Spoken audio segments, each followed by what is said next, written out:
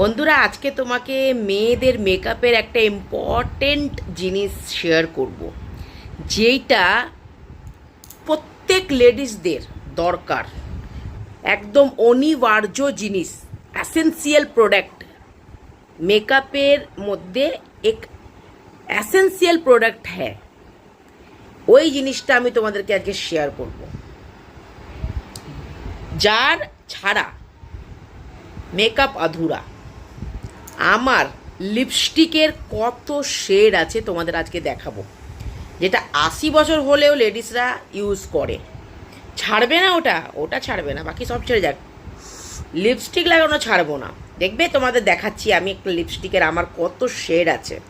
দেখো, দেখতে পাচ্ছ এত আছে আমার লিপস্টিক, এত ধরনের শেডস। আমি সব ধরনের আমার কাছে শেডস আছে লিপস্টিকের। ঠিক আছে, কত লিপস্টিক আমার কাছে, কত লিপস্টিক, কত লিপস্টিক, কত লিপস্টিক। দেখো লিপস্টিক, দেখো লিপস্টিক, দেখেছো লিপস্টিক, লেডিসদের অ্যাসেন্সিয়াল প্রোডাক্ট লিপস্টিক। আমি তো মাঝে মাঝে চিন্তা করি এই লিপস্টিক রাস্তায় ফুটপাতে বিক্রি করে দিই না, অনেক টাকায় বিক্রি হবে।